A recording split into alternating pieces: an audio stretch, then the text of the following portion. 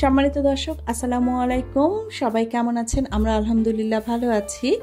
প্রায় 1.5 বছর আগে আমরা সিলেট ট্যুরে গিয়েছিলাম। সেখানকার অনেকগুলো ভিডিও আপনাদের সঙ্গে শেয়ার করেছি, কিন্তু শেষের যে ভিডিওটা সেটা আর শেয়ার করা হয়নি। ফিরে আসার পর আমার বাবা অসুস্থ হয়ে গিয়েছিলেন, তারপর বিভিন্ন কারণে দেরি হয়ে গিয়েছিল। তো এত দেরিতে এতদিন পর এই ভিডিওটা আজ আপনাদের সঙ্গে শেয়ার করব। তার পিছনে দুটো বড় কারণ আছে। সেটা হলো, সেখানে গিয়ে আমি সংসারের প্রয়োজনীয় এমন একটা জিনিস কিনেছিলাম। সেটা কিভাবে কিনেছিলাম, কিভাবে ঢাকায় নিয়ে এসেছি, সেই সম্পর্কে আপনাদের না বলে থাকতে পারছি না। সেটা বলবো, আমার মতো যারা গৃহিণী আছেন তাদের হয়তো ভালো লাগবে। আর একটা কারণ হচ্ছে, সিলেটে তো আমরা যে কয়দিন ছিলাম বিভিন্ন জায়গায় খেয়েছি, তার মধ্যে একটা হোটেলে খেয়েছি। সেই হোটেলটা সম্পর্কে না বললে, এতগুলো ভিডিও শেয়ার করার পরেও যদি সেই হোটেলটা সম্পর্কে না বলি, তাহলে আসলে কেমন জানি একটা অপূর্ণতা থেকে যাচ্ছে। তো সবকিছু জানতে ভিডিও শেষ পর্যন্ত দেখার অনুরোধ থাকলো। সিলেটে গিয়ে আমরা হোটেল ভ্যালি গার্ডেনে উঠেছিলাম। তারপর সেখান থেকে সব জায়গায় ঘুরেছি। তার মধ্যে একদিন গিয়েছিলাম জাফলংয়ে। জাফলংয়ে যাওয়ার পর সেখানে তো অনেক ধরনের অনেক জিনিসের দোকান ছিল, কিন্তু এই দোকানটাতে এসে আমি আটকে যাই। কারণ আমি সংসারের শুরুতেই শিলপাটা কিনেছিলাম। হঠাৎ করেই পাটাটা মাঝ বরাবর ফেটে যায়। তো তার অর্ধেক অংশ দিয়েই আমি কাজ চালাচ্ছিলাম। সেই অর্ধেক অংশটা এখনো আমার কাছে আছে। নেক্সট ভিডিওতে ইনশাল্লাহ সেটা আমি আপনাদের দেখাবো। তো এই জিনিসটা আসলে কেনার প্রয়োজন ছিল, কিন্তু কোথা থেকে সবচেয়ে ভালো জিনিসটা কিনবো, কিভাবে কিনবো, ভালো মন্দ বুঝবো কিভাবে, সেটা আসলে বুঝতে পারছিলাম না। কিনবো করে দেরি হচ্ছিল। তো এখানে এসে যখন এই জিনিসগুলো দেখতে পেলাম, এই দোকানটা দেখতে পেলাম, তখন তো আমি শুরুতেই মনস্থির করে ফেললাম যে এখান থেকেই আমি কিনবো। আর এটা কেনার জন্য এর থেকে ভালো জায়গা আর হতেই পারে না।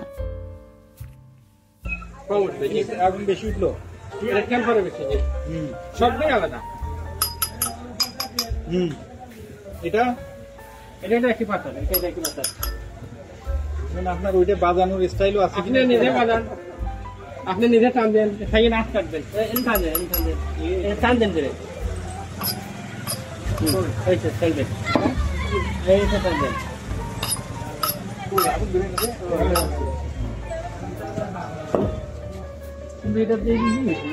এগুলা কোনো করছি না। এগুলা কোনো করছি না।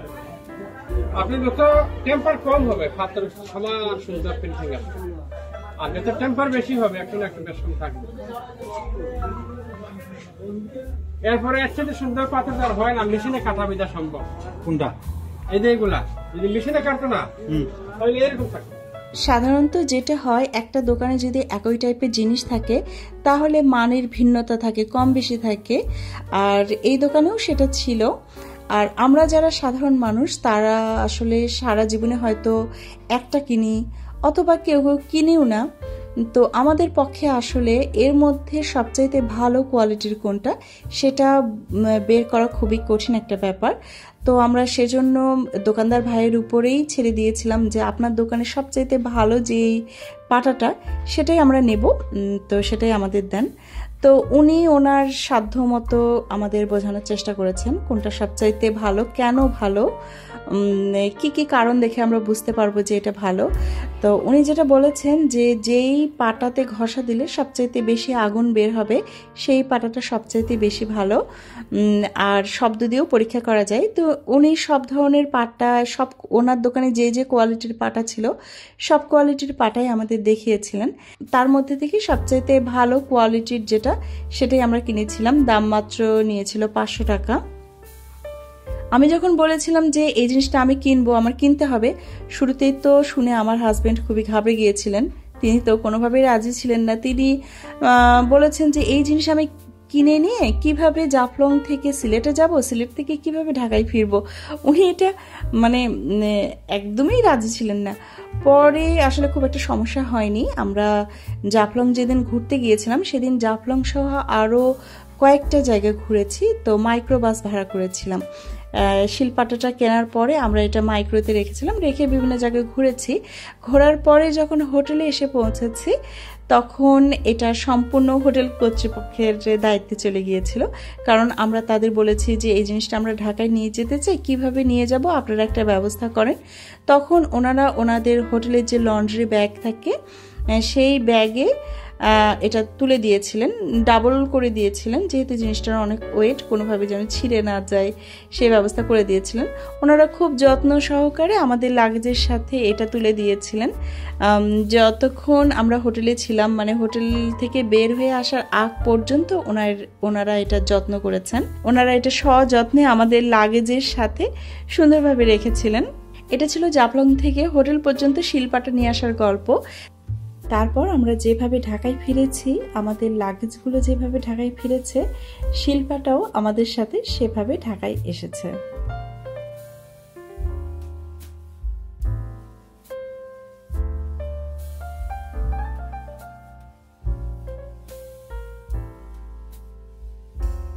আমরা ঢাকা ফেরার আগের রাতে একটা রেস্টুরেন্টে খেতে যাই, সেটা হচ্ছে 5 ভাই রেস্টুরেন্ট। এই হোটেলটার সম্পর্কে আমাদের কিছু বন্ধু বান্ধব আছেন যারা অনেকদিন ধরেই সিলেটে আছেন, তারা বলেছেন খুব করে। আরও কিছু পরিচিত জনদের কাছেও আমরা এই হোটেলটা সম্পর্কে শুনেছি। তো তাদের কাছে গল্প শোনার পরে এই হোটেলটা সম্পর্কে আমাদের খুবই আগ্রহ জন্মেছিল। সেই আগ্রহ থেকে আমরা এখানে খেতে এসেছিলাম। তো ঢোকার পরেই তো দেখলাম যে অনেক ভিড়। বেশ কিছুটা সময় অপেক্ষা করার পরে আমরা একটা টেবিল পাই। প্রতিদিনই নাকি খুব সকাল থেকে অনেক রাত পর্যন্ত এরকমই ভিড় থাকে, কখনো কখনো এর থেকেও নাকি বেশি ভিড় হয়। এই হোটেলের খাবারের মান খুব ভালো, খুব সস্তায় পেট ভরে খাওয়া যায়। তারপরে আপনি যদি আরও খেতে চান, আরও টাকা খরচ করতে পারেন, কোনো সমস্যা নেই। এই হোটেলের আরেকটা বিশেষত্ব হচ্ছে অনেক রকমের ভর্তা পাওয়া যায় এবং ভর্তাগুলো অনেক স্বাদের। তো আমরা বিভিন্ন ধরনের ভর্তা খেয়েছি, গরুর মাংস খেয়েছি, শুটকি খেয়েছি, সাথে বোয়াল মাছও খেয়েছি। তো খাওয়া শেষে আমাদের পেটটা তো ভরেছে, মনটা ভরেছে এবং নতুন একটা বিশ্বাস, নতুন একটা ধারণার জন্ম নিয়েছে। আসলে এত ভেজালির ভিড়ে আমাদের বিশ্বাসটাই কেমন যেন নড়বড়ে হয়ে গেছে। কোথাও খেতে গেলে আমাদের মনে নানান ধরনের প্রশ্ন জাগে।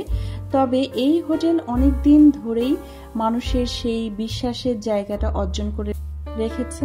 কিছু কিছু ভালো মানুষ আসলে এখনো আছেন, তারা তাদের ভালো কাজ দিয়ে মানুষের মনে নতুন করে বিশ্বাসের জন্ম দেন, নতুন করে সেই বিশ্বাসটা ধরে রাখেন। এই হোটেল তেমনই একটা হোটেল। আর আমরা ভাবি না যে বিজনেস করতে গেলে মনে হয় অনেক পুঁজির দরকার, ক্রেতাকে আকর্ষণ করতে গেলে অনেক ধরনের ডেকোরেশনের দরকার, কিন্তু এখানে আসলে সেই ধারণাটা একদমই পাল্টে যাবে। আসলে এনাদের সবচাইতে বড় পুঁজি হচ্ছে বিশ্বস্ততা।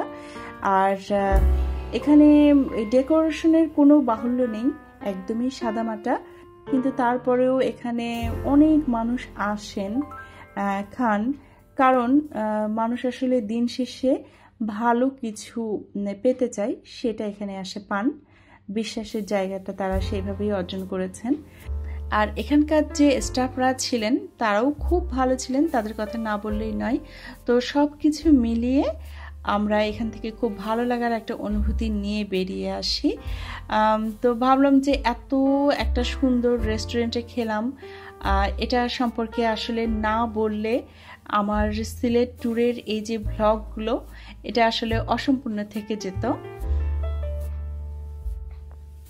সিলেট থেকে আমরা ঢাকা ফিরেছিলাম ট্রেনে। সিলেট থেকে ঢাকায় ট্রেনের যোগাযোগ খুব ভালো। আমরা নির্দিষ্ট সময়ের একটু আগে এসেছিলাম, এসে দেখি ট্রেন দাঁড়িয়ে আছে। কিছুক্ষণ অপেক্ষা করার পরে আমরা ট্রেনে উঠি।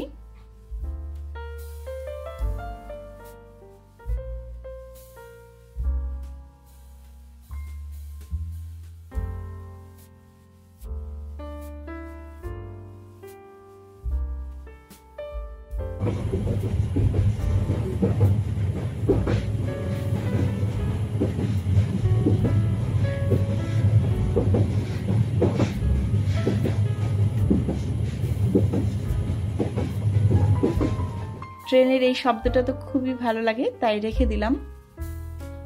অনেক সুন্দর, অনেক সুখের স্মৃতি নিয়ে আসলে আমরা সেবার সিলেট থেকে ফিরেছিলাম। এতগুলো দিন পরে এই ভিডিওটা যখন এডিট করছিলাম সেই স্মৃতিগুলো মনে পড়ছিল এবং সত্যি খুবই ভালো লাগা কাজ করছিল। এই ছিল আজকের ভিডিওতে, আশা করি ভালো লেগেছে। দেখা হবে পরবর্তী ভিডিওতে। আসসালামু আলাইকুম, আল্লাহ হাফেজ।